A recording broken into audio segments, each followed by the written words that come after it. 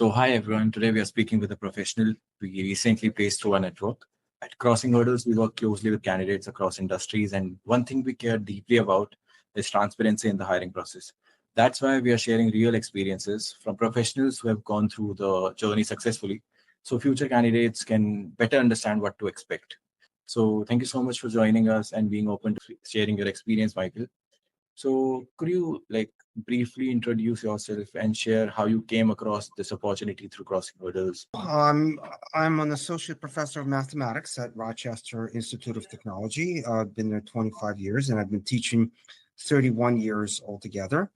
Then I've had the opportunity to teach in other countries as an international scholar. And since I've been on LinkedIn and many opportunities arise, and then just by basically navigating the LinkedIn page, that's how I came across it. And I thought, okay, I want to expand my frontiers a little more. And since I've written quite a few books that deal with digitalization and AI, I thought, so let's put this into use and gain more hands-on practice, because I have much more theoretical knowledge about AI versus um, experiential knowledge. And this opportunity allowed me to expand my experiential knowledge, how to actually program and design AI instead of just theoretically talking about it and or using it.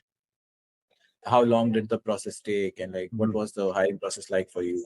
Oh, actually, it was a unique experience because that's the first time I've actually had the opportunity to interview with AI.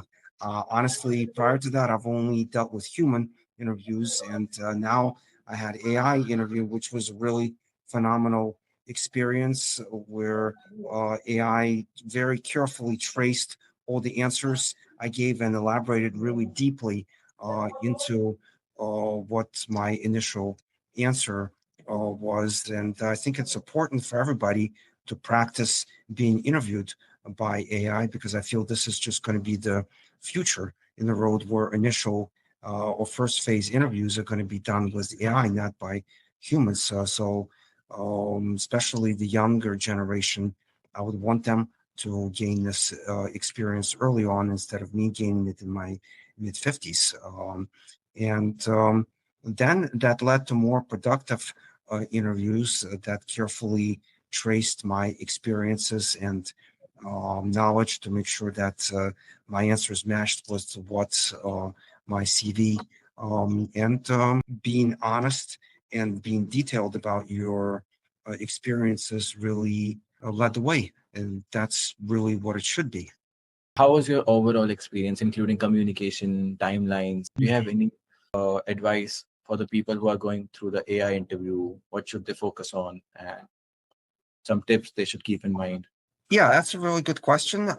You just have to really know yourself well and know because they are going to accurately trace your experiences and whether your answers match with what you write. So it's really important communication skills as being precise and detailed with your answers, because what you answer is going to your initial answer especially is going to basically dictate what's the outcomes of the interview are going to be. So it's like basically being a journalist when you're interviewing people.